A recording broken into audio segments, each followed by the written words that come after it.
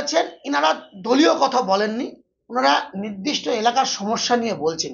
নিশিকান্ত দুবে অত্যন্ত গুরুত্বপূর্ণ কথা বলেছেন এবং বাস্তব কথা বলেছেন। আমাদের এই যে পাকুড় হয়ে বিশেষ করে জঙ্গিপুর শামশেরগঞ্জ, যে কথা বললে আবারও চলে আসবে, ফারাক্কার বিধায়ক কে ছিলেন, জঙ্গিপুরের বিধায়ক কে ছিলেন, আজকের দিনে কারা আছে, সঙ্গে রঘুনাথগঞ্জ বিধায়ক ছিল না, আজকের দিনে আবার নতুন বিধায়ক হয়েছে। এই সমস্ত কাণ্ডারি হওয়ার কারণেই এখানে প্যালেস্তাইন তৈরি করার চেষ্টা করছে। আমরা মহরমের দিনে আমরা এখানে প্যালেস্তাইনের পতাকা দেখেছি, এখানে পাকিস্তানের পতাকা উঠতে দেখেছি, এবং তারাই দেখছে মুর্শিদাবাদ আমাদের অঘোষিতভাবে দখল করে নিয়েছি, এবার আমরা পাকুড় হয়ে আমরা ঝাড়খণ্ড এবং বিহারের কিছু অংশ দখল করতে চাই। ক্রমাগত একটা ভাইরাস হয়ে যাচ্ছে। এবং গভীর দুঃখের সঙ্গে আপনাদের জানাই, আপনাকে আমি ইতিহাস স্ট্যাটিস্টিক দিয়ে দেবো। সে 2010 সালের 8ই ফেব্রুয়ারি দিল্লি বোম বিস্ফোরণে কে ধরা পড়লো? দিল্লি, ভারতবর্ষের রাজধানী, দেখা যাচ্ছে জঙ্গিপুরের মাস্টারমশাই। আপনার ব্যাঙ্গালোরে বিস্ফোরণ কে হচ্ছে? জলঙ্গির কোনো একজন ব্যক্তি, কোনো একটা বিশেষ সম্প্রদায়ের। সেই কারণে এই ভারতবর্ষকে মুর্শিদাবাদ হয়ে বিভিন্নভাবে একটা বিশৃঙ্খলা সৃষ্টি করছে। এর সঙ্গে আরো একটা উল্লেখযোগ্য ঘটনা প্রাসঙ্গিক, শুনলে অবাক হবেন। আমি এই নিয়েও এর আগে একটা প্রেস কনফারেন্স করেছিলাম, আর আমি দুঃখিত, তার 3 দিনের মধ্যেই আমার এই জেলার সাংসদ হসপিটালাইজড হয়েছিলেন। আমি আপনাদের সাথে প্রমাণ দিয়েছিলাম যে এই জেলার থেকেই তারা চিঠি দিয়ে কলকাতার পৌরসভায় তারা ক্যাজুয়ালভাবে চাকরিতে অন্তর্ভুক্ত করছে। আমি দায়িত্ব নিয়ে বলছি যে বাংলাদেশ থেকে এখানে আসছে এবং তাদেরকে কলকাতার বিভিন্ন পৌরসভা, শুধু কলকাতা না, কলকাতার সারাউন্ডিং কাকিনাড়া হতে পারে, বরানগর হতে পারে, আপনার নৈহাটি হতে পারে, বিভিন্ন জায়গায় এরা এখান থেকে বিশেষ সম্প্রদায়দেরকে নিয়ে গিয়ে ওখানকার পৌরসভায় চাকরি দিচ্ছে, কন্ট্রাক্টরদের কাজ দিচ্ছে। আস্তে আস্তে মুর্শিদাবাদ মতো পরিস্থিতি আপনার ব্যারাকপুর, নৈহাটি, জগদ্দল একবারে ভাইরাসের মতো সৃষ্টি করছে। সেই কারণে নিশিকান্ত দুবে যেটা বলছেন, এটা আগামী দিনে কলকাতার বুকেও ভয়ঙ্কর পরিস্থিতি হবে, এটা আমার বলার অপেক্ষায় রাখে না। ববি হাকিম 10 দিন আগে কি বক্তব্য দিয়েছে আপনারা নিশ্চয় শুনেছেন, যে ইসলামীরা পাপী, এদেরকে কাফের, অমক তমক যা হালাম, এদেরকে প্রয়োজন।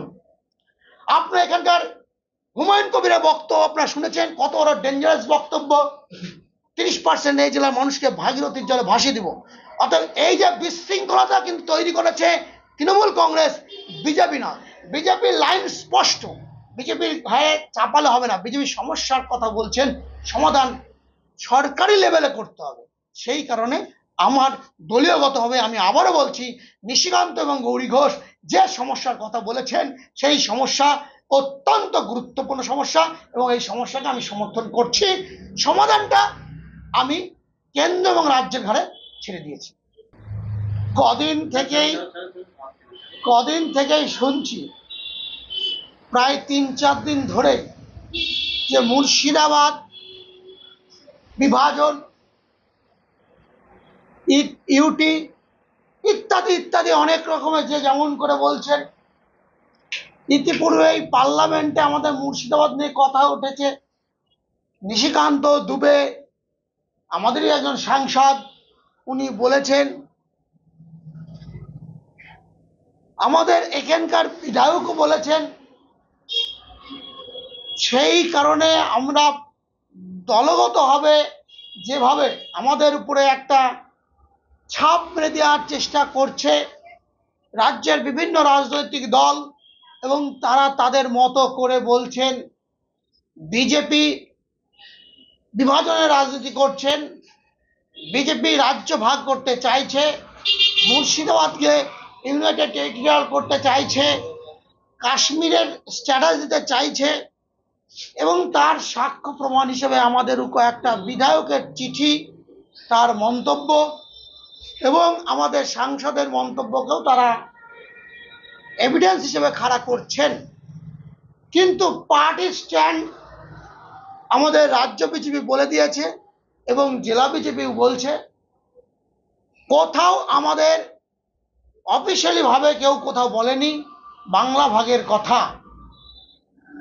কিন্তু যে সমস্যা আমার এই জেলার বিজেপির বিধায়ক, আমাদের বিধায়ক যেটা কথাটা বলেছেন, যে সমস্যার কথা বলেছেন, এটা অত্যন্ত বাস্তব এবং এটা আজকের কথা নয়।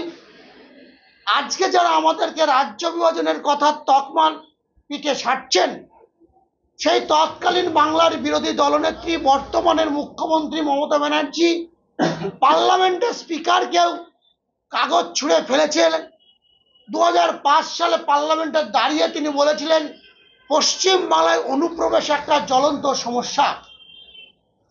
আমিও দু একদিন ধরে আপনাদের টিভিতে দেখছি কেউ কোনো নেতা কোনো রাজনৈতিক দল স্পেসিফিকলি নাম করে বলছে মুসলিম সংখ্যা বাড়ছে, হিন্দু সংখ্যা কমছে, ইত্যাদি ইত্যাদি, যার যেমন ভাষা যার যেমন বোধগম্য সে তেমন করে বলছে।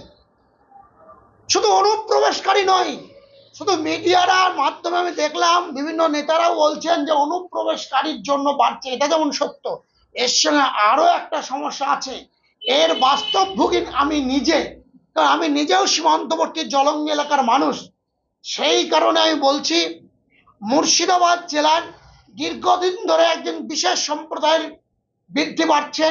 আর এটা শুধু সংখ্যালঘু, শুধুমাত্র অনুপ্রবেশকারী না, অনুপ্রবেশকারী তো বটেই, তার সাথে অত্যাচারিত মানুষ সীমান্তবর্তী এলাকায়, সেখানকার মানুষ শহর এসছে, বহরমপুর শহরে এসছেন।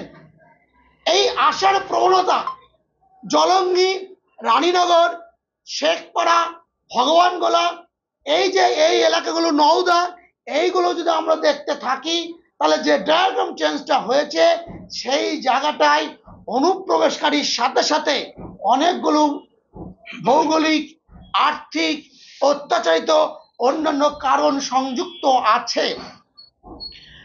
অনুপ্রবেশকারী আসার পর ওখানকার সংখ্যা গুরুদের বিভিন্ন সম্পত্তির উপর আক্রমণ, সংখ্যাগুরুদের নারীদের উপরে অত্যাচার। আপনাদের একটা উদাহরণ দিয়ে বলি, 1994 সাল সেপ্টেম্বর মাস, সম্ভবত 13ই সেপ্টেম্বর 1994 সাল, একটা সাপ্তাহিক কাগজের হেডিং এ ছিল গরু রাখবি ক্যাম্পে, টাকা রাখবি ব্যাংকে, বউ রাখবি কোথায়। কি বললাম? একটা কাগজটির নাম আমি বলতে চাই না, একটা কাগজের হেডিং ছিল টাকা রাখবি ব্যাংকে, গরু রাখবি ক্যাম্পে, বউ রাখবি কোথায়। কারণ কি পরিমাণে অত্যাচারিত হয়েছে, সেখান থেকে তারা পালিয়ে শহরমুখী হয়েছে বহরমপুর, আর বহরমপুরের মানুষ তারা কলকাতামুখী হয়েছে। যে কারণে 2006 সাল বিধানসভাতে আমরা দেখেছি বাংলায় 294টা আসন, আজও কিন্তু 294টা আসন আছে।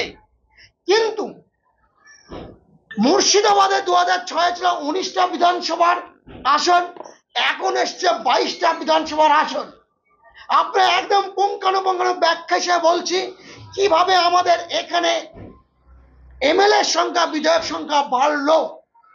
পাশাপাশি এটাও দেখুন আগে বিধায়ক কারা ছিল আর এখন বিধায়ক কারা আছে, এটা বাস্তব। আপনারা যারা রাজনৈতিক দল আছেন, সিপিএম, কংগ্রেস এবং তৃণমূল কংগ্রেস, মুখে সবার সামনে বলছেন বিজেপি সাম্প্রদায়িক, আর প্রার্থীর ক্ষেত্রে বড় সাম্প্রদায়িকতা করছেন আপনারা। আমরা তো একটা সংখ্যালঘু কেন্দ্রেও আমরা সংখ্যাগুরু প্রার্থী দিয়ে প্রমাণ করেছি, কিন্তু সিপিএম এবং কংগ্রেসকে চ্যালেঞ্জ করছি।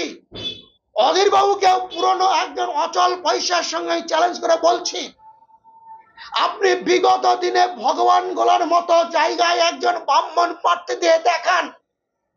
মমতা ব্যানার্জিকে বলতে চাই, জলঙ্গিতে একজন চ্যাটার্জি প্রার্থী দিয়ে দেখান। বহরমপুর বিধানসভায় একটা সংখ্যালঘু হুমায়ুন কবিরকে প্রার্থী করে দেখান। আপনারা এত বড় ধর্মনিরপেক্ষ পার্টি হন, কিন্তু হননি। আর কেন হননি? আর এই কারণেই আতঙ্ক যে আগে ভরতপুরের প্রার্থী এমএলএ ছিল কমলেশ চ্যাটার্জি, এখন হয়েছে হুমায়ুন কবির। নওদার বিধায়ক ছিল জয়ন্ত বিশ্বাস, এখন হয়েছে মমতাজ বিবি। মুর্শিদাবাদে আগে বিধায়ক ছিল ছায়া ঘোষ, হয়েছে গৌরী ঘোষ। কিন্তু ভুললে চলবে না, 2006 পরে আরো একজনকে রানীনগর থেকে বিধায়ক নিয়ে যেতে হচ্ছে।